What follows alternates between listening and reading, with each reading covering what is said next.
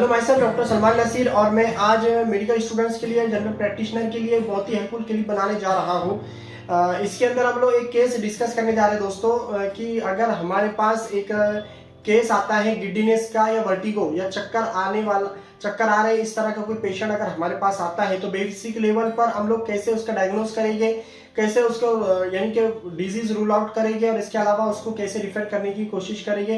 तो तमाम बातें मैं आपको आज बताने जा रहा हूं। तो आज के हमारे क्लिप का जो उन्वान है वो टॉपिक जो है गिड्डीनेस यानी कि वर्टिगो है। जी हाँ दोस्तों, जब भी हमारे पास वर्टिगो या गिड्डीनेस का पेशेंट आता है तो हमें क्या करना चाहिए, आप इस क्लिप को अच्छे से देखें, किसी भी हिस्से को आप मिस ना करें, स्किप ना कीजिए ताकि कोई भी अहम टॉपिक आपसे छूट ना जाए। तो दोस्तों सबसे पहले हमारे पास जब भी गिड्डीनेस का पेशेंट आता है तो याद रखिए कि आपको इनका पोस्चर या चलने का अंदाज देखना बहुत जरूरी होता है। जी हाँ, जैसा कि हमने अपनी किताबों में क्लिनिकल हिंट्स के अंदर पढ़ा था कि जो पेशेंट का चलने का जो अंदाज होता है पोस्चर बहुत कुछ कहता है, तो उसके चलने से अंदाज लग जाता है। क्योंकि मैं 4 से 5 ऐसे पॉइंट आपको बताने जा रहा हूँ जिसके जरिए हम आसानी से गिड्डीनेस का या वर्टिगो का एक अच्छे से डायग्नोस कर सकते हैं। क्यों? सबसे पहले दोस्तों एक बात को keep in mind that this is not a disease, ये कोई बीमारी नहीं है, दिस इज अ साइन, ये एक साइन है, ये एक अलामत है या फिर एक सिम्टम्स हो सकता है जो कि किसी बीमारी की तरफ इशारा करता है, किसी अनहेल्दी कंडीशन को दर्शाता है या किसी तौर का संकेत देता है। तो दोस्तों इस तरह से चक्कर आना या गिड्डीनेस आना जिसमें क्या होता है इंसान को अपना सर भारी लगता है सडन, या फिर कभी कभी क्या होता है किसी दूसरी प्रॉब्लम की वजह से, जैसे एसोसिएटेड सिम्टम्स के साथ में ये प्रॉब्लम क्रिएट हो जाती है, अचानक से इंसान का सर घूमता हुआ महसूस होता है या फिर इंसान उठने की कोशिश करता है तो अचानक वो ऐसा फील होता है कि मैं गिर रहा हूँ, या फिर उसकी आंखें जो है इनवॉलंटरी मूवमेंट करना शुरू कर देती हैं। तो ऐसे वक्त में जब उसको सर घुमा हुआ लगता है या फिर उसको ऐसा लगता है कि जमीन आसपास की घूम रही है, इस तरह का जो कुछ उसको अलामतें पेश आती है जिसको हम लोग गिड्डीनेस कहते हैं या वर्टिगो कहते हैं। तो दोस्तों ऐसी सिचुएशन के अंदर ये प्रॉब्लम किसी को चंद सेकंड से लेकर मिनटों घंटों तक या फिर कभी खबर कुछ ऐसी बीमारियां होती है जैसे मेनियल डिजीज के बारे में मैं आपको बताऊंगा, तो उसके अंदर ये फिर कई दिनों तक ये प्रॉब्लम होती है, यानी 24 आवर्स बंदे को चक्कर रहकर आते ही रहते हैं। तो दोस्तों तमाम चीज़ों को मैं आपको अच्छे से बताने की कोशिश कर रहा हूँ कि आप कोशिश करें कि इन बातों को आप एक अच्छे से यानी कि उसको लिखने की कोशिश करें, नोट कर तैयार करें कि जब भी हमारे पास केस आता है इस तरह का तो ये दोस्तों थोड़े यानी कि सेकंडों से लेकर मिनटों और कभी कभी ये सीवियर भी हो सकता है और बड़ी बीमारी का संकेत भी देता है। क्योंकि गिड्डीनेस या चक्कर आना एक कॉमन चीज भी हो सकती है और बड़े बड़े बीमारियों को भी जो है तो ये इशारा करता है। तो बड़े बीमारियों का भी इशारा, क्योंकि इसका ताल्लुक सीवीएस यानी कि कार्डियोवैस्कुलर सिस्टम या फिर सीएनएस या सेंट्रल नर्वस सिस्टम या फिर हमारे दूसरे ऐसे ऑर्गन्स हैं जिसके जैसे कि ऑडिटरी या फिर ईएनटी से रिलेटेड जो प्रॉब्लम होती है या फिर ऑप्थेल्मो से रिलेटेड जो प्रॉब्लम होती है, ऐसे बहुत सारे प्रॉब्लम की तरफ ये इशारा करता है। साथ ही इसका यानी कि गिड्डीनेस या वर्टिगो के अंदर दोस्तों इस सर्वाइकल बहुत इंपॉर्टेंट होता है, सर्वाइकल का एग्जामिनेशन भी बहुत इंपॉर्टेंट होता है। तमाम चीजें मैं आपको बताने जा रहा हूँ। उससे पहले हम सबसे पहले जानते हैं कि ऐसा पेशेंट अगर हमारे पास ओपीडी के अंदर आता है तो मैंने आपको बताया कि सबसे पहले उसको हमको उसका पोस्चर देखना है, ठीक है। फिर जब आ जाए दोस्तों तो सबसे पहले वाइटल्स देख ले। जी हाँ, वाइटल्स में हम जब भी उसको लिटाएंगे सुपाइन पोजीशन में लिटाएंगे और उससे कुछ क्वेश्चंस करेंगे, क्वेश्चंस में बहुत सारी चीजें पता चल जाती है। तो दोस्तों जब भी हम उसको लिटाएंगे सुपाइन पोजीशन में लिटाने के बाद उसका बीपी चेक करेंगे, क्योंकि दोस्तों वाइटल्स के अंदर बीपी का बहुत इंपॉर्टेंट रोल है। क्योंकि पोस्चर हाइपरटेंशन के बारे में आपने सुना होगा कि इसके अंदर भी जो तो गिड्डीनेस या चक्कर का आना एक बहुत कॉमन चीज है। अगर इस तरह की कुछ प्रॉब्लम लग रही है तो उसको थोड़े वक्त के बाद हम बीपी रिपीट करें, ब्लड प्रेशर को रिपीट करें और उसके बाद जो है दोस्तों उसको बैठने की हालत में भी बीपी चेक करें। उसके बाद उसको स्टैंड अप कराएं और खड़े होने की हालत में उसको बीपी चेक करें, फिर बिठा कर बीपी, यानी अलग अलग वक्त में उसका बीपी चेक करें। हो सकता है पोस्चर हाइपरटेंशन की वजह से उसको चक्कर आ रहे हो, तो ऐसे वक्त में भी जो है दोस्तों ये प्रॉब्लम हो सकती है। तो दोस्तों मैं आपको इन शॉर्ट जो है ये एग्जामिनेशन तो बता ही रहा हूं, उससे पहले अगर हम इसके कॉजेज या साइन सिम्टम्स की बात कर ले तो आपको बहुत आसानी होगी। क्योंकि तो कॉमनली दोस्तों वर्टिगो या गिड्डीनेस की जो प्रॉब्लम होती है वो सेंट्रल या फिर पेरिफेरल दो किस्म के अंदर जो तो बांट दी जाती है। तो अगर दोस्तों पेरिफेरल की बात करें तो पेरिफेरल के अंदर सबसे कॉमन चीज है बीपीपीवी। दोस्तों क्या होता है ये? बिनाइन पैरोक्सिस्मल पोस्चर वर्टिगो, यानी कि इसमें क्या होता है, कान के मखसूस एक हिस्से के अंदर या इनर ईयर के अंदर जो कि क्रिस्टल्स है, जो क्रिस्टल्स हमारे हेयरिंग के लिए हमको हेल्प करते हैं, वही यानी कि ब्रेन को सिग्नल पहुंचाते हैं, लेकिन उनका जो पोजीशन है वो वहां से अनपोजिशन होने की वजह से, यानी अपनी जगह चेंज हो जाने की वजह से वो रॉन्ग वे के अंदर या रॉन्ग साइड जो है तो या फिर गलत जो तो सिग्नल देते हैं, जिसकी वजह से दिमाग तक या हमारे ब्रेन तक वो सही प्रोसेस नहीं होता और उसकी वजह से वर्टिगो गिड्डीनेस का आना एक कॉमन प्रॉब्लम होती है। तो बीपीपीवी के अंदर ये प्रॉब्लम होती है, ये यानी कि पेरिफेरल के अंदर बीपीवी एक कॉमन चीज है। इसके अलावा मेनर डिजीज है। इसके अलावा दोस्तों जो हमारे यहाँ से जो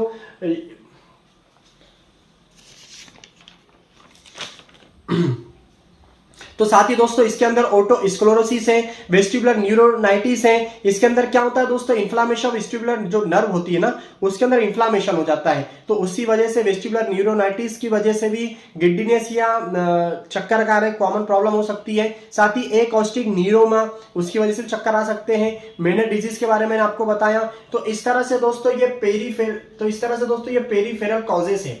या अब हम जानते हैं दोस्तों सेंट्रल के जो कॉजेस हो सकते हैं जो गिड्डीनेस की वजह बन रहे हैं, जैसे कि इसमें सबसे कॉमन चीज याद रखिए दोस्तों, हेड इंजरी। जी हाँ दोस्तों, हेड इंजरी हो सकती है, या फिर ब्रेन के अंदर ट्यूमर है, ब्रेन के अंदर अगर स्ट्रोक अगर आया है तो इसकी वजह से मे बी ये हो सकता है। इन्फार्क्ट अगर कहीं है, इस्केमिक इन्फार्क्ट अगर है तो इसकी वजह से भी दोस्तों गिड्डीनेस आ सकता है, ये सेंट्रल के अंदर होगा।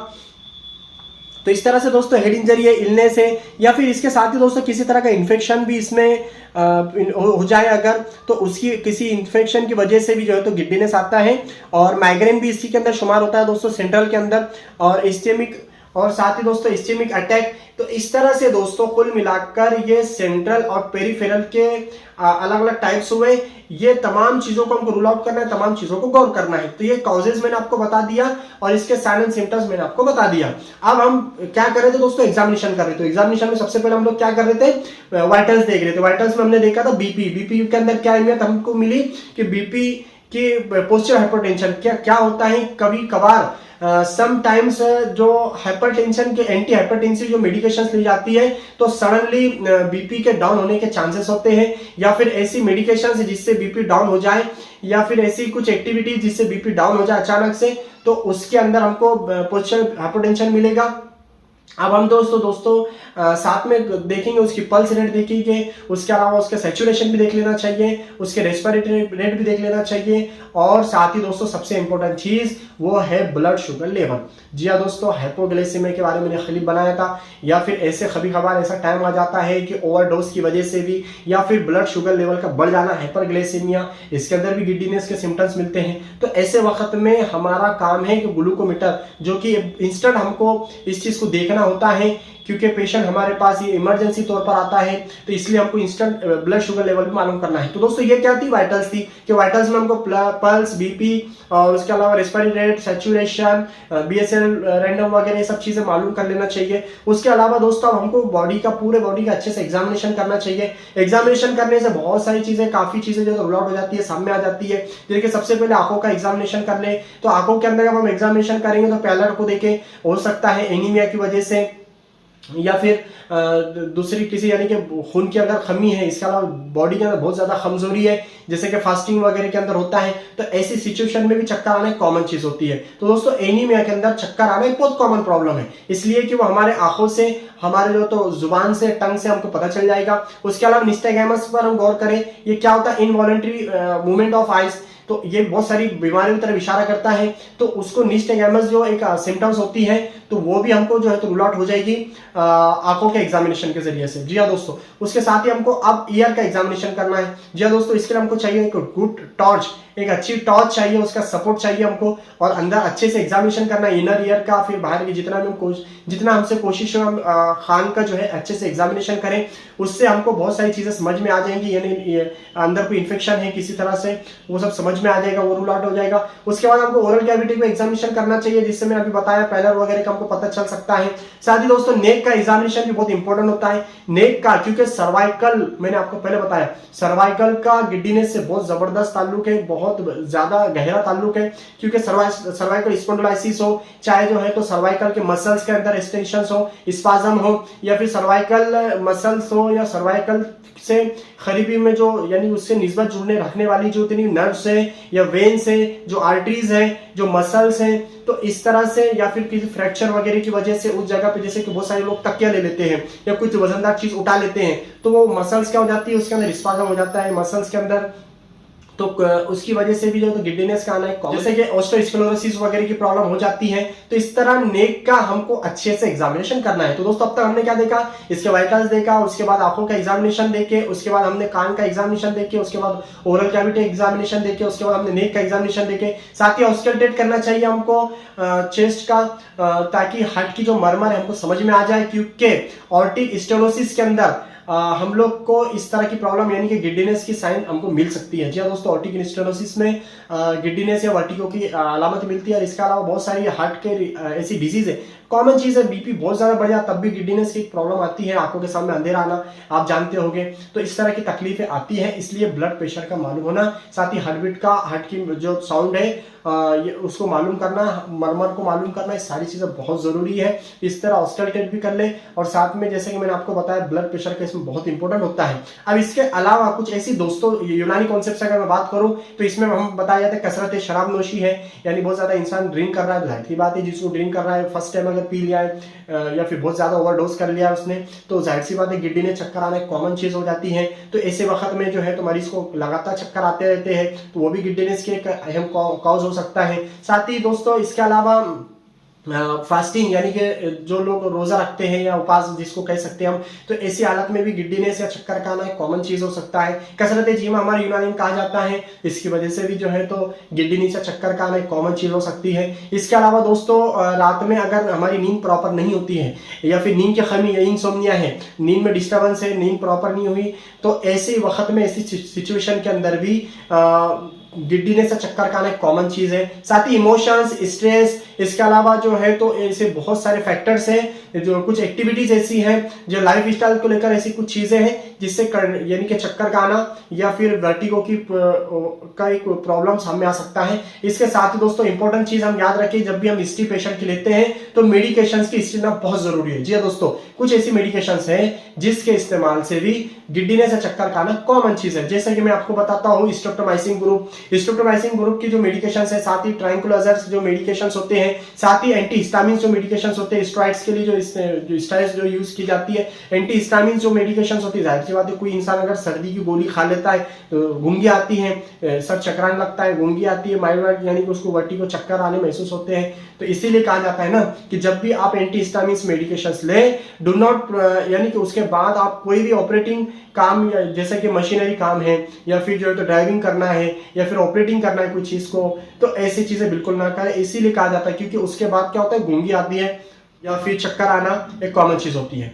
तो इस तरह से दोस्तों मेडिकेशंस भी होते हैं, या फिर एंटी हाइपरटेंसिव मेडिकेशंस के बाद जो बीपी डाउन हो जाता है, जिसको हम लोग पोस्चर हाइपरटेंशन कहते हैं, तो ऐसे वक्त में इसके अलावा बहुत सारी ऐसी मेडिकेशंस है, बहुत सारे ऐसे इंजेक्टेबल है, बहुत सारे ऐसे प्रोसीजर है मेडिकल के अंदर भी, मेडिकल फील्ड में, जिसके करने के बाद पेशेंट को चक्कर या गिड्डीनेस आना शुरू हो जाते हैं। तो ऐसे बहुत सारे फैक्टर्स हम देखते हैं कि कोई पेशेंट का जो है तो ब्लड निकल गया, और कोई साथ में खड़ा पेशेंट जो उसका रिलेटिव होता है तो वो देख लेता है और वो जो है तो डर जाता है, और मतलब उसको चक्कर अचानक से आना शुरू हो जाते हैं। तो ऐसे बहुत सारे फैक्टर्स हैं जिसके बारे में पहले बताया कि ये इमोशंस वगैरह के बारे में, या फिर जो है तो एक साइकोलॉजिकल भी एक हो सकते हैं। तो इस तरह से दोस्तों ये बहुत सारे इसकी वजूहत है, ये एग्जामिनेशन हमको सिस्टमेटिक इस तरह से करना है। अब हमारा काम क्या है दोस्तों, ऐसे वक्त में जो डॉक्टर्स इन्वेस्टिगेशन करते हैं, इसके अंदर कोई अगर जैसे बीपीवी है तो इसका अगर ट्रीटमेंट की अगर मैं बात करूं तो इसके अंदर जो फिजियोथेरेपिस्ट डॉक्टर जो होते हैं या फिर न्यूरो फिजिशियन जो होते हैं, वो लोग क्या करते हैं दोस्तों, उनके पास कुछ ऐसे खास फॉर्मूले होते हैं। जैसे बीपीपीवी के बारे में आपको बता दूं कि वो एक ऐसी चीज है जो विदाउट मेडिकेशंस के भी सिर्फ फिजियोथेरेपी के हेल्प से, उनके किसी यानी कि फॉर्मूले से या प्रोसीजर से जो है वो आसानी से अच्छे, जैसे कि उसको मैं आगे बताऊंगा ट्रीटमेंट के अंदर। तो इससे पहले मैं बताना चाहता हूं कि कुछ ऐसे भी चीजें हैं वर्टिगो, गिड्डीनेस में ऐसी भी प्रॉब्लम है जो कि आसानी से हल हो सकती है, मेडिकेशन से भी आसानी से हल हो जा सकती है, लेकिन कभी कभी जो कि बड़ी बीमारियों का संकेत देती है, बड़ी बीमारियों की वजह से अगर चक्कर आ रहे हैं तो उसको ट्रीटमेंट करना जरूरी होता है। इसके लिए डॉक्टर क्या क्या कर सकते हैं, इसमें डॉक्टर एक्सरे कर सकते हैं, खासकर नेक का एक्सरे वो कर सकते हैं, करवा सकते हैं, साथ में सीटी स्कैन करवा सकते हैं, और साथ ही दोस्तों वो ईएनटी जो डॉक्टर होते हैं उनका ऑप्थेल्मो, ईएनटी हो या ऑप्थेल्मो हो, उनका ओपिनियन ले सकते हैं।